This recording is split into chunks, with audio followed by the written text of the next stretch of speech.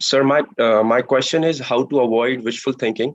Like ये मैंने कहीं पे सुना था and I can relate this with me. So the question is how to avoid wishful thinking. That is like sometimes I want something to be true, but that is not the real truth, and because of that, I misses out the real truth, and it's a kind of a distraction or something that keeps me away from the real truth and the reality. So इसको थोड़ा सा आप और explain करेंगे, किस context में आप कह रहे हैं विशफुल थिंकिंग के बारे में?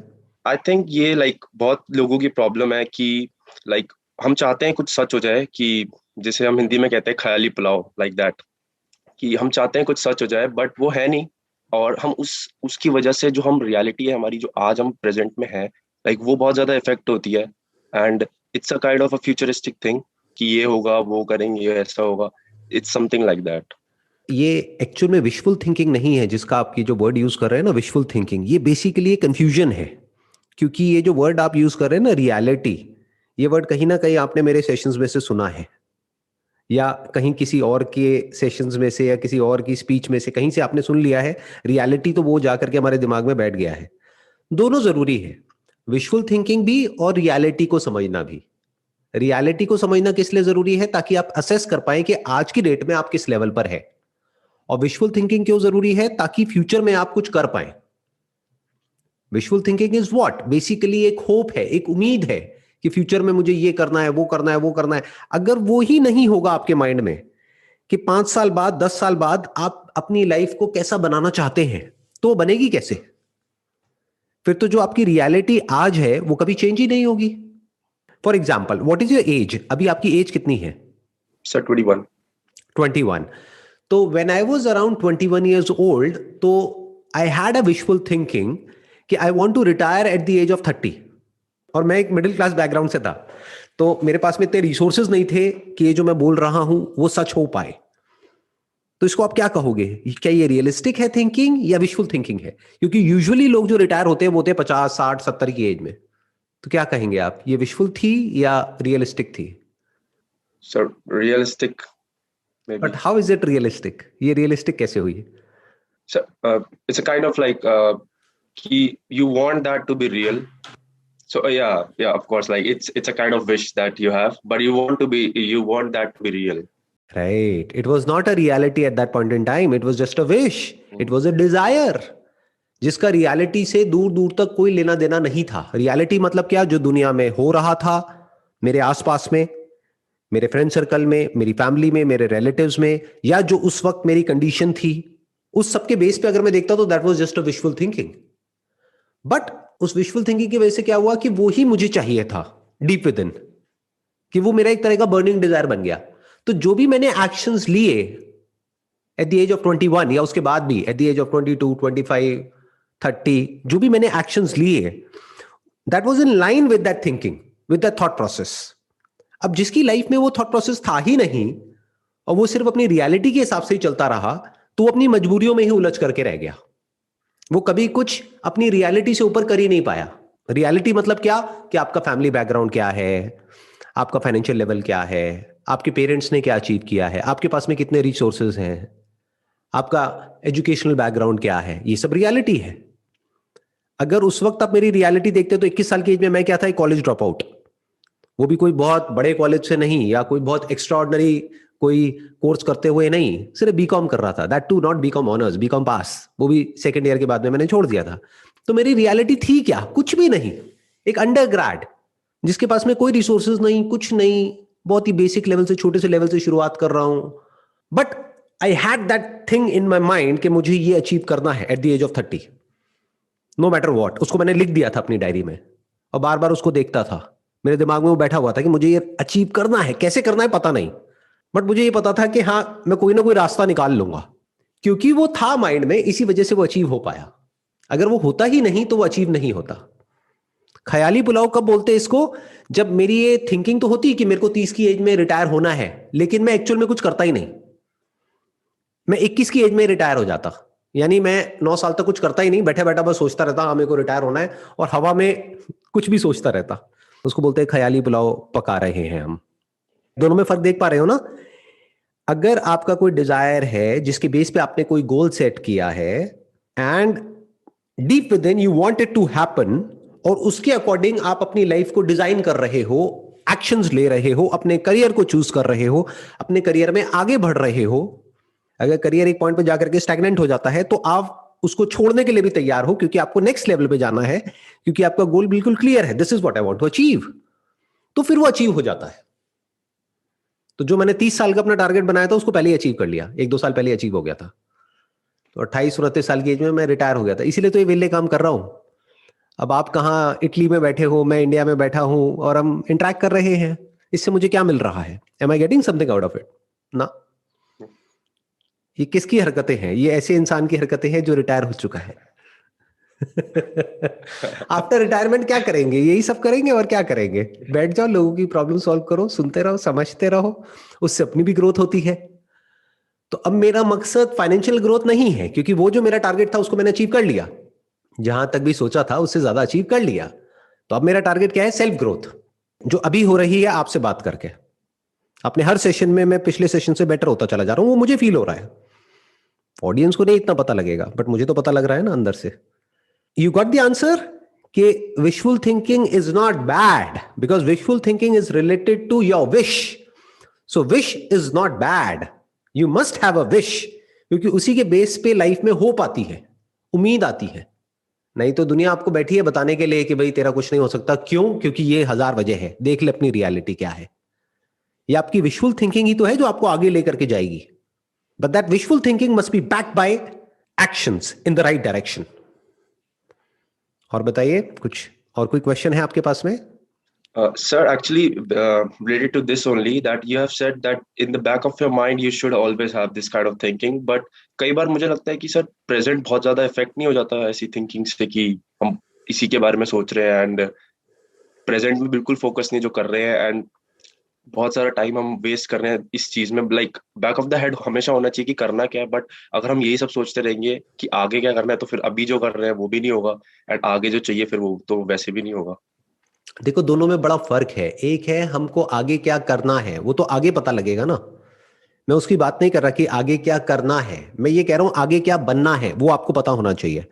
अगर उसको फिगर आउट करने में टाइम लगाना भी पड़े, मान लो कुछ महीने आपकी लाइफ के लग जाते हैं अभी ये फिगर आउट करने में कि एग्जैक्टली मुझे अपनी लाइफ से क्या चाहिए 10 ईयर्स डाउन द लाइन, कि 10 साल बाद मैं अपने आप को कहां देखता हूं, तो अल्टीमेटली ये आपको रियलिटी से काटता नहीं है, रियलिटी से जोड़ देता है। क्योंकि अब जो रियलिटी है उसको भी मीनिंग मिल गया है, बिकॉज फ्यूचर में आपकी कोई विजन है जिसको आपको अचीव करना है। नहीं तो रियलिटी का अपने आप में कोई मीनिंग नहीं है। क्या रियलिटी देखनी है आपको? चले जाओ जाकर के दुनिया में, देखो लोग कैसे कैसे कहां कहां सफर कर रहे हैं, लोगों की देखो क्या क्या हालत है। जो लोग नौकरी कर रहे हैं, बहुत सारे ऐसे लोग हैं जो करना उनको पसंद नहीं है लेकिन वो कर रहे हैं। क्यों? Because of their reality. So ultimately इस डिजायर की वजह से हम प्रेजेंट मूवमेंट में फंसते नहीं हैं, बल्कि प्रेजेंट मूवमेंट में हमारा दिमाग चलने लग जाता है, दिमाग बंद नहीं होता है। नहीं तो अगर कोई फ्यूचर ही नहीं होगा आपके माइंड में, कोई विशफुल थिंकिंग ही नहीं होगी, फ्यूचर से रिलेटेड कोई गोल ही नहीं होगा, तो प्रेजेंट मूवमेंट में करोगे क्या? जैसे गाय भैंसे होती है, सड़क के साइड में बैठी रहती है, उनको कोई फर्क नहीं पड़ता दुनिया में क्या हो रहा है क्या नहीं हो रहा है, पीछे ट्रैफिक जैम लग रहा है तो लगने दो, वो आराम से बैठी है, पूरी तरह से प्रेजेंट मूवमेंट में है। और सिर्फ गाय भैंसे नहीं, सारे जानवर प्रेजेंट मूवमेंट में है। तो इंसान होने का फायदा क्या है? जब हम प्रेजेंट मूवमेंट में जो भी रिसोर्सेज हैं उसको यूज कर सकें फ्यूचर में किसी मीनिंगफुल पर्पस को या किसी मीनिंगफुल गोल को अचीव करने के लिए। प्रेजेंट में जो भी रिसोर्सेज हैं उसको यूज करके कुछ ऐसा क्रिएट कर सकें, अपनी लाइफ को इस तरीके से डिजाइन कर सकें जैसा कि हम डीप विद इन चाहते हैं। फिर उसके अकॉर्डिंग आज से एक्शंस लेने होंगे। फिर जब आप एक्शंस लेते चले जाओगे तो there is a strong possibility कि जो भी आपके माइंड में विजन है वो अचीव हो जाएगी, क्योंकि माइंड में एटलीस्ट कुछ बर्निंग डिजायर है, कोई गोल है, तो उसके अचीव होने के चांसेस बहुत ज्यादा है। बट अगर ऐसा कुछ होगा ही नहीं फ्यूचर से रिलेटेड कि 10 साल बाद मुझे क्या करना है, अगर मैं आपसे पूछता हूं कि भाई 10 साल बाद आप क्या करना चाहते हो, 20 साल बाद आप कहां होगे, आज आपकी एज है 21 साल, 41 साल की एज में आप कहां होगे, क्या कर रहे होगे? Can you tell it to me? अगर आप नहीं बता सकते तो इसका मतलब आप भी अभी और लोगों की तरह ही बस चलते चले जा रहे हो उसी रेस में जिस रेस में हर कोई भाग रहा है। सब भाग रहे हैं लेकिन किसी को नहीं पता क्यों भाग रहे हैं, कहां जा रहे हैं, क्या करना है, क्यों करना है। नथिंग जी, कोई आइडिया ही नहीं है। तो अपनी लाइफ को डिजाइन करो बॉस। थोड़ा दिमाग दौड़ाओ कि कैसे अपनी लाइफ को मैं डिजाइन कर सकता हूं, तब आपके साथ कुछ अलग हो सकता है। So like sometimes we watch videos and get motivated by some of the videos, but sir like उसके साथ एक सेल्फ डाउट भी आ जाता है कि इन्होंने ऐसा बताया एंड मैं ऐसा नहीं कर रहा हूँ। तो लाइक जो खुद के लिए प्लान बनाया हुआ है वो कई बार सेल्फ डाउट में आ जाता है कि like I am doing all this things, I am fulfilling my targets and मेरे प्लान सब कुछ फुलफिल हो रहा है, बट सेल्फ डाउट आ जाता है कि मैं अच्छे से नहीं कर रहा क्योंकि ये बिलियनर्स है या ये स्पीकर्स हैं तो ये ऐसा बता रहे हैं। तो sir like something like that, वो फीलिंग से कैसे लाइक टैकल करें उसको? वो सेल्फ डाउट तब आता है जब हमारे माइंड में ये क्लियर ही नहीं होता है कि एग्जैक्टली मुझे क्या करना है। जिस इंसान को ये नहीं पता है ना कि उसे जाना कहाँ है, वो जब भी किसी को देखेगा सड़क पे वो कंफ्यूज हो जाएगा। फॉर एग्जाम्पल, बहुत सारे लोग हैं जो सड़क पे जा रहे हैं, उन लोगों को पता ही नहीं है किसी को भी कौन कहाँ जा रहा है। जा रहे हैं, कोई कहीं जा रहा है, कोई कहीं जा रहा है, कोई कहीं जा रहा है, तो किसी ने किसी को जाते हुए देखा तो वो वहां मुड़ गया, फिर किसी और को देखा तो वो वहां मुड़ गया। बट उन सब में से एक आदमी है जिसको बिल्कुल क्लियर है कि मैं यहां जा रहा हूं। अब कोई भी कहीं भी जाता हुआ उसको दिखे, वो उससे पूछेगा कि this is where I want to go, do you have any idea about that? अगर आइडिया है तो आप उससे लोगे, नहीं है तो नहीं लोगे। जैसे आप किसी से सड़क पे जा रहे हो, रास्ता पूछोगे कि मुझे वहां जाना है, वो कहेगा कहाँ जाना है, आप कहोगे मुझे नहीं पता बट रास्ता तो बता दो, तो वो वही रास्ता बताएगा जहां वो खुद जा रहा है, जिसमें हो सकता है आपका कोई इंटरेस्ट ना हो। तो पहले आपको फिगर आउट करना है कि आपका इंटरेस्ट क्या है, आप कहाँ जा रहे हो, कहाँ जाना चाहते हो, क्या करना चाहते हो। फिर सामने वाले की बात को सुनो, समझो और उसको उससे रिलेट करो, उसको उससे जोड़ो, उससे कनेक्ट करो। उससे कनेक्ट हो रही है तो ठीक है, नहीं हो रही है तो उठा करके कचरे के डब्बे में डाल दो। फिर क्या होगा, आपकी लाइफ का एक सेंटर पॉइंट होगा, सब कुछ उससे कनेक्ट हो जाएगा। आप ये भी कह सकते हो कि पूरा का पूरा जो यूनिवर्स है वो आपको हेल्प करेगा वहां तक पहुंचने में जहां पे आप पहुंचना चाहते हो। क्यों? क्योंकि जहां भी जो भी आपको दिखेगा, जहां भी जिसकी भी बातें आपको सुनाई देंगी, फिर चाहे कोई बुक हो, चाहे कोई वीडियो हो, चाहे ऑडियो हो, चाहे कुछ भी हो, वो आपको डायरेक्टली या इनडायरेक्टली हेल्प करेगी वहां तक पहुंचने में जहां तक आप पहुंचना चाहते हो, क्योंकि आपको पता है कि आप कहां जाना चाहते हो। ये पता होना ही बहुत बड़ी बात है। ये आपकी बाकी सारी प्रॉब्लम्स को सॉल्व कर देता है, इतना सा पता होना कि मैं कहां जा रहा हूं। आप समझ गए मेरी बात? जैसे जिसको बिल्कुल क्लियर है कि मैं यहां जा रहा हूं, फॉर एग्जाम्पल आपको क्लियर है, मैंने आपसे पूछा आप कहां जा रहे हो, सड़क पे आप कहीं जा रहे हो, आपको क्लियर है कि मैं वहां जा रहा हूं। अब रास्ते में कितनी भी प्रॉब्लम्स आए आपको कोई फर्क नहीं पड़ेगा, क्योंकि आपको तो वहां जाना ही है ना। प्लस अगर मैं एक और क्वेश्चन आपसे पूछ लेता हूं, वहां जाना आपके लिए कितना इंपॉर्टेंट है? अगर नहीं जा पाए तो अगर आपका जवाब है तो क्या फर्क पड़ता है, वहां नहीं जाएंगे कहीं और चले जाएंगे, तो कभी नहीं पहुंचोगे वहां पर। जैसे मेरे से कोई पूछता है 21 साल की एज में कि भाई अगर 30 साल की एज में तू रिटायर नहीं हो पाया तो, मैंने बुक लिखने की सोची थी उस टाइम पे 21 साल की एज में, रिटायर एट 30। बट मैंने कहा कि लोग यार जरूरत से ज्यादा पागल बोल देंगे, तो इतना पागलपन भी ठीक नहीं है।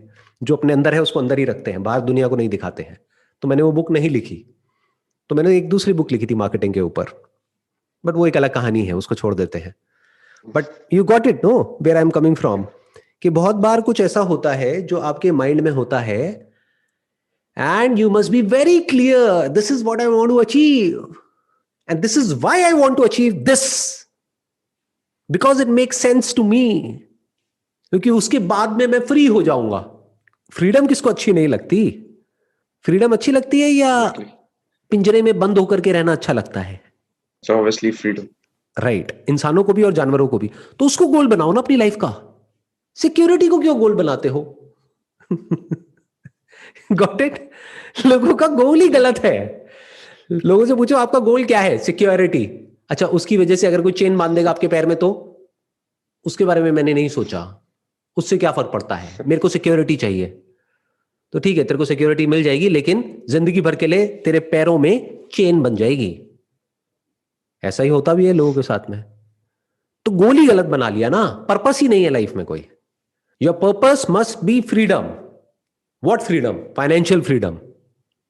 उसमें कोई बुराई नहीं है। फिर देखो कि जो भी जिस भी करियर में आप हो, जो भी आपकी क्वालिफिकेशन है, जो भी आपका इंटरेस्ट है, जो भी आपका पैशन है, उसके थ्रू उसको अचीव कैसे किया जा सकता है। डीप विद इन अगर इतना ही हो जाए तो बहुत होता है। फाइनेंशियल फ्रीडम, अब आप ऐसे ही लोगों के कांटेक्ट में आओगे जिनका माइंडसेट ऐसा है। लेकिन अगर आपकी लाइफ का सेंटर पॉइंट है जो आप बोल नहीं रहे हो, लेकिन डीप विद इन है फाइनेंशियल सिक्योरिटी, तो अब आप आसपास में ऐसे लोगों के कांटेक्ट में आओगे, ऐसे लोगों से आपकी बनेगी जिनका दिमाग चलता है फाइनेंशियल सिक्योरिटी। बस खत्म। भाई सिक्योरिटी तो है ना, वो तो है, लेकिन बंधा हुआ है ना तू चारों तरफ से। उसका क्या?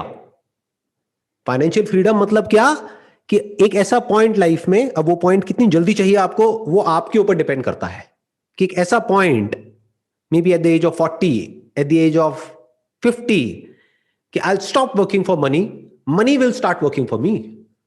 That is financial freedom. पैसा पैसे को बनाएगा, तो मेरे को पैसे के लिए काम नहीं करना पड़ेगा, पैसे के लिए काम करेगा मेरा पैसा. तो मैं क्या करूंगा? मैं कुछ ऐसा करूंगा जो मैं करना चाहता हूं, नॉट फॉर मनी. उस वक्त क्या करूंगा पता नहीं, उस वक्त फिगर आउट करेंगे, but at least I will be free. I hope now you got all the answers, जितने भी आपने क्वेश्चंस पूछे थे उसके.